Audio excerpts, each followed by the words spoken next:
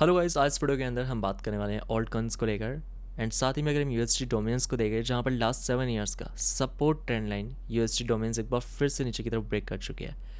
उसके पहले अगर हम यहाँ पर टोटल क्रिप्टो मार्केट कैप को देखते हैं जहां पर टोटल क्रिप्टो मार्केट कैप ने हाल ही के अंदर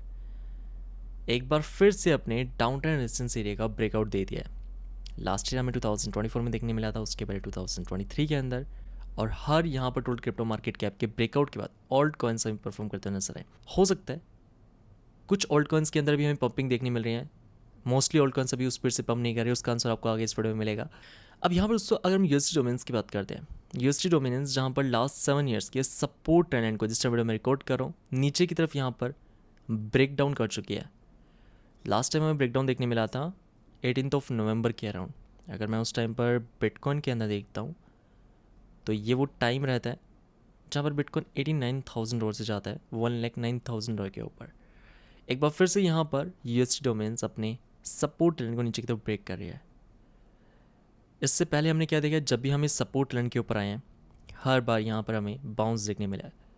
लेकिन लास्ट ईयर जब इसको हम ब्रेक डाउन करते हैं बिटकॉइन 1,09,000 के ऊपर जाता है और एक बार फिर से यहाँ पर हम इसका ब्रेक डाउन कर रहे हैं। अब यहाँ पर समझने वाली बात क्या है, अगर आप वीकली टाइम फ्रेम के अंदर यूएसडी डोमेन्स के मैकडी को देखते हैं, अगर आप डायरेक्शन को देखते हैं, लास्ट ईयर हमने बेस क्रॉसओवर देखा था मैकडी के अंदर अक्टूबर 2024 के अराउंड, जिसके बाद मैकडी अपने सपोर्ट को नीचे की तरफ ब्रेक करती है हिस्ट्री के अंदर फर्स्ट टाइम। अभी के टाइम पर हम क्या देख रहे हैं, जहाँ पर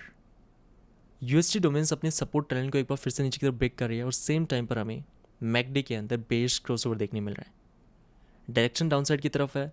एंड वीकनेस यहाँ पर प्राइस के अंदर देखी जा सकती है जहाँ पर प्राइस सपोर्ट को नीचे की तरफ ब्रेक कर रहा है। और अगर हम मंथली टाइम फ्रेम के अंदर देखते हैं, मंथली के अंदर अगर हम मोमेंटम को देखें तो जैसा कि यहाँ पर हम लास्ट वीक चैनल पर डिस्कस कर चुके हैं, हम सभी के लिए देखना इंपॉर्टेंट रहेगा। एक तरफ जहाँ पर प्राइस एक्शन अपने सपोर्ट लाइन को नीचे की तरफ ब्रेक कर रहा है, इस टाइम फ्रेम के अंदर क्या आरएसआई भी अपने सपोर्ट लाइन को नीचे की तरफ ब्रेक करती है या नहीं, क्योंकि प्राइस एक्शन नीचे की तरफ अगर सपोर्ट लाइन को ब्रेक कर रहा है हमें मार्केट के अंदर इसका पॉजिटिव इंपैक्ट तो देखने मिलेगा, लेकिन ये positive impact short time frame के लिए हो सकता है। जैसे कि लास्ट टाइम हमने देखा प्राइस सपोर्ट लाइन को नीचे की तरफ ब्रेक करता है लेकिन आरएसआई अपने सपोर्ट लाइन को नीचे की तरफ ब्रेक नहीं करता। तो हम सभी के लिए इंपॉर्टेंट ये है कि प्राइस तो ब्रेक डाउन कर रहा है सपोर्ट लाइन का, लेकिन आने वाले वक्त के अंदर क्या आरएसआई भी अपने सपोर्ट लाइन को नीचे की तरफ ब्रेक करती है या नहीं। ब्रेक डाउन करती है देन यहाँ पर हम कह सकते हैं कि आरएसआई के अंदर जो हमें लास्ट 1000 डेज के अंदर कंसोलिडेशन देखने मिल रहा है, अभी कंसोलिडेशन डेज नीचे की तरफ ब्रेक डाउन कर चुकी है। लेकिन अगर हमें यहाँ पर सपोर्ट ट्रेंड लाइन से आरएसआई के अंदर बाउंस मिलता है, इट मीन्स लास्ट ईयर जिस प्रकार से हमने बिटकॉइन के अंदर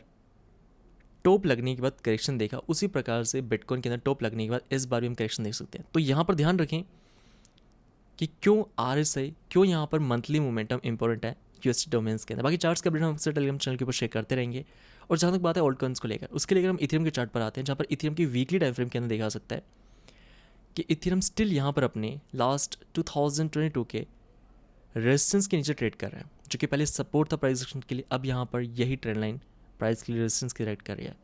हमें यहाँ पर 2 वीक्स होने लगे हैं जहाँ पर लास्ट 2 हफ्तों से इथेरियम इस रेजिस्टेंस ट्रेंड लाइन से रिजेक्ट कर रहा है। एंड सेम टाइम पर अगर हम मोमेंटम में देखें तो आरएसआई के अंदर ये अपनी रेजिस्टेंस ट्रेंड लाइन है, जिस रेजिस्टेंस ट्रेंड लाइन के ऊपर अभी के टाइम पर आरएसआई ट्रेड कर रही है।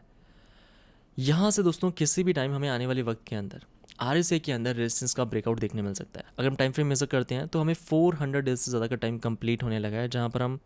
लास्ट मार्च 2024 के बाद से मोमेंटम के अंदर इस रेजिस्टेंस ट्रेंड लाइन से रिजेक्ट हो रहे हैं। एक बार इस रेजिस्टेंस ट्रेंड लाइन का ब्रेकआउट का मिलना ये हमें कंफर्म करता है कि इथेरियम अपने 50% रिट्रेसमेंट लेवल का ब्रेकआउट करने वाला है। साथ ही में 2022 के बाद से जो ट्रेंड लाइन जहाँ से हर बार सपोर्ट कंफर्म कर रहा था, जो कि अभी के टाइम पर प्राइस के रेजिस्टेंस क्रिएट कर रहा है, ये रेजिस्टेंस यहाँ पर अब प्राइस ब्रेक करने वाला है। लेकिन अगर यहाँ पर रेजिस्टेंस से या इसे फिर से रिजेक्ट करती है तो हम 50% रिट्रेसमेंट लेवल के नीचे यहाँ पर कुछ टाइम के लिए कंसोलिडेट कर सकते हैं। लेकिन जहाँ तक बात है यूएसडी डोमेन्स को लेकर, जिस प्रकार से यूएसडी डोमेन्स से अपने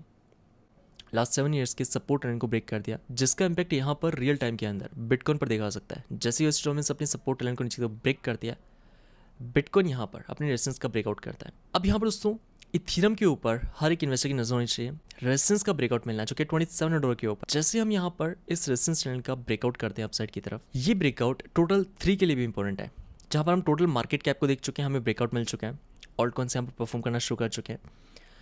अगर हम टोटल 3 के देखते हैं, टोटल 3 के अंदर अपने पास बिटकॉइन एंड इथेरियम का मार्केट कैप इंक्लूड नहीं है। टोटल 3 के अंदर अपने पास बिटकॉइन इथेरियम को छोड़कर बाकी सभी यहाँ पर क्रिप्टो करेंसीज का मार्केट कैप है, जो कि देखा सकता है $933 बिलियन के अराउंड। अभी के टाइम पर हम रेजिस्टेंस के ऊपर ट्रेड करें, यहाँ पर भी हमें किसी भी टाइम रेजिस्टेंस का ब्रेकआउट मिल सकता है, लेकिन उसके लिए हमें इथेरियम के यहाँ पर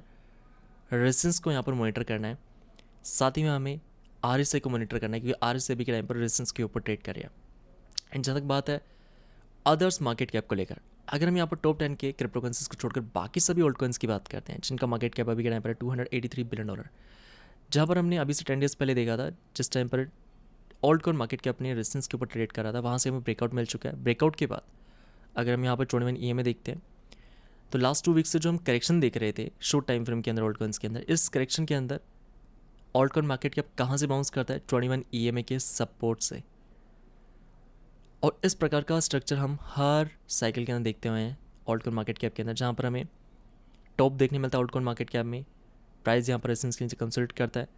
एंड देन हमें रेजिस्टेंस का ब्रेकआउट मिलता है, और एक बार फिर से यहाँ पर हमें रेजिस्टेंस का रिजेक्शन मिलता है, जहाँ पर प्राइस रेजिस्टेंस के नीचे कंसोलिडेशन करता है, और देन यहाँ पर हमें फाइनल वेव देखने मिलती है ओल्ड कॉइन्स के अंदर। इस प्रकार से 2020 में भी दिखा सकता है, जब यहाँ पर बॉटम लगने के बाद old coin market cap pick करता है, हम रेजिस्टेंस के नीचे स्ट्रगल करते हैं, रेजिस्टेंस का ब्रेकआउट मिलता है, एक बार फिर से यहाँ पर हम रेजिस्टेंस के नीचे स्ट्रगल करते हैं, एंड देन यहाँ पर हमें फाइनल ब्रेकआउट मिलता है ओल्ड कॉइन मार्केट कैप के अंदर। अभी के टाइम पर भी देखा सकता है हमें टॉप मिला 2024 मार्च के अंदर, रेजिस्टेंस से हम रिजेक्ट होते गए, रेजिस्टेंस का ब्रेकआउट मिला, एक बार फिर से हम रेजिस्टेंस के नीचे स्ट्रगल करते हैं, और हाल ही के अंदर हम रेजिस्टेंस को एक बार फिर से ब्रेकआउट कर चुके हैं। वेल, एक बार फिर से यहाँ पर हम इथेरियम के चार्ट पर आते हैं, एंड यहाँ पर इस बात की क्या पॉसिबिलिटी है कि मोमेंटम इस बार अपने रेजिस्टेंस को अपसाइड की तरफ ब्रेक कर सकता है, यहाँ से हमें रिजेक्शन भी तो मिल सकता है। उसके लिए अगर हम यहाँ पर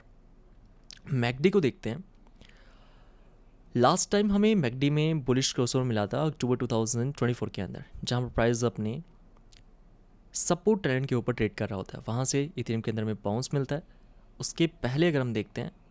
तो हमें बुलिश क्रॉसओवर देखने मिला था अक्टूबर 2023 में, जहाँ पर प्राइस अपने सपोर्ट ट्रेंड के ऊपर ट्रेड कर रहा होता है। इस बार हम क्या देख रहे हैं कि जिस टाइम पर हमें बुलिश क्रॉसओवर मिला, उस टाइम पर RSI अपने रेजिस्टेंस के नीचे ट्रेड कर रही है। इससे पहले हमने क्या देखा, हमें बुलिश क्रॉसओवर जब मिला तो RSI यहाँ पर अपने रेजिस्टेंस के ऊपर ट्रेड नहीं कर रही थी, हम रेजिस्टेंस से काफ़ी नीचे ट्रेड कर रहे थे, और जब तक हम रेजिस्टेंस के ऊपर गए थे तब तक यहाँ पर आने वाले वक्त के अंदर में बेस क्रॉसओवर मिल गया था मैकडी के अंदर। लेकिन इस बार हम क्या देख रहे हैं, जब RSI अपने रेजिस्टेंस के ऊपर थी, उस टाइम पर हमें यहाँ पर बुलिश क्रॉसओवर देखने मिल रहा है वीकली टाइम फ्रेम के अंदर मैकडी के अंदर। एंड अगर हम यहाँ पर टाइम फ्रेम को 2 वीक से चेंज करते हैं, और अगर हम यहाँ पर स्टोकेस्टिक RSI में देखें,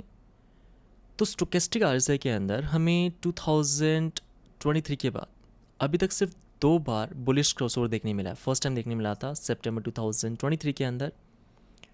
जिस टाइम पर इथेरियम अपना बॉटम कंफर्म करता है। उसके बाद यहाँ पर हमें सेकेंड टाइम देखने मिला था बुलिश क्रॉसओवर अगस्त 2024 के अंदर, जिस टाइम पर एक बार फिर से इथेरियम अपने बॉटम पर ट्रेड कर रहा होता है। एंड हाल ही के अंदर फिर से देखा सकता है कि जब हमें 2 वीक टाइम फ्रेम के अंदर स्टोकेस्टिक RSI में बुलिश क्रॉसओवर देखने मिला, उस टाइम पर इथेरियम अपने बॉटम पर ट्रेड कर रहा होता है। अब ये हम कैसे आइडेंटिफाई कर सकते हैं कि मार्केट के अंदर किस टाइम पर बुलिश सिनेरियो प्ले आउट हो सकता है या किस टाइम पर बेयर सिनेरियो प्ले आउट हो सकता है? उसके लिए यहाँ पर हम कन्फर्मेशन को देखते हैं। तो स्टोकेस्टिक RSI के अंदर जब भी हम यहाँ पर 20 के ऊपर कन्फर्मेशन देख लेते हैं, जहाँ पर फास्ट लाइन एंड यहाँ पर स्लो लाइन, अगर ये 20 के ऊपर है तो हमें कन्फर्मेशन मिलता है कि अब यहाँ पर हम मार्केट के अंदर अपसाइड मूव एक्सपेक्ट कर सकते हैं। लेकिन अगर हम बेयर्स के सिनेरियो को देखते हैं, अगर हमें 80 के नीचे कन्फर्मेशन मिल जाता है, अगर हमें बेयर्स कन्फर्मेशन मिल जाता है, दैट मीन्स अब यहाँ पर हम मार्केट के अंदर करेक्शन को विटनेस कर सकते हैं, जो कि यहाँ पर देखा सकता है। जब भी यहाँ पर हमने 80 के नीचे कन्फर्मेशन लिया है स्टोकेस्टिक RSI के अंदर, उसके बाद आप देख सकते हैं हर बार हमें प्राइस के अंदर करेक्शन देखने मिला है। इसके अपोजिट में 20 के ऊपर कन्फर्मेशन के बाद आपको प्राइस के अंदर अपसाइड मूव देखने मिला है। तो 20 के ऊपर यहाँ पर देखा जा सकता है fast line and slow line अभी के टाइम पर आ चुकी है, और ये भी हमें कन्फर्मेशन देती है कि आने वाली वक्त के अंदर इथेरियम अपने रेजिस्टेंस लाइन का ब्रेकआउट कर सकता है। इस रेजिस्टेंस के ब्रेकडाउन के बाद जो नेक्स्ट लेवल हम देख रहे हैं वो है 4000 US डॉलर के ऊपर, जो कि करंट लेवल से यहाँ पर निकल कर आता है इथेरियम के लिए 54% का रिटर्न। अब यहाँ पर दोस्तों एक बात का ध्यान रखना कि जब भी बिटकॉइन पम्प करता है, उसके बाद बिटकॉइन में जो रिट्रेसमेंट हमें देखने मिलता है 2-3%, 4% का, इस रिट्रेसमेंट के अंदर ऑल्ट कॉइन्स भी ब्लीड करते हैं। लेकिन ध्यान रखें, अभी ऑल्ट कॉइन्स के अंदर जो हमें करेक्शन मिल रहा है ये शॉर्ट टाइम फ्रेम का करेक्शन है। मार्केट यहाँ पर हायर लॉस के स्ट्रक्चर बनाते चला जा रहा है। हायर लॉस के अंदर मार्केट में जो हमें पुल बैक देखने मिल रही है वो शॉर्ट टाइम फ्रेम की पुल बैक है, जिनको देखकर इन्वेस्टर शॉर्ट टाइम फ्रेम के अंदर अपने डिसीजन को चेंज कर लेते हैं। बाकी यहाँ पर हमने जितने भी चार्ट्स एंड कन्फर्मेशंस के बारे में बात किया है, सभी के अपडेट हम आपके साथ टेलीग्राम चैनल पे शेयर करते रहेंगे। बाकी चलिए गाइस, रखते हैं आज के लिए इतना ही। मैं मिलता हूँ फिर आपसे नेक्स्ट वीडियो में, तब तक के लिए जय हिंद, वंदे मातरम।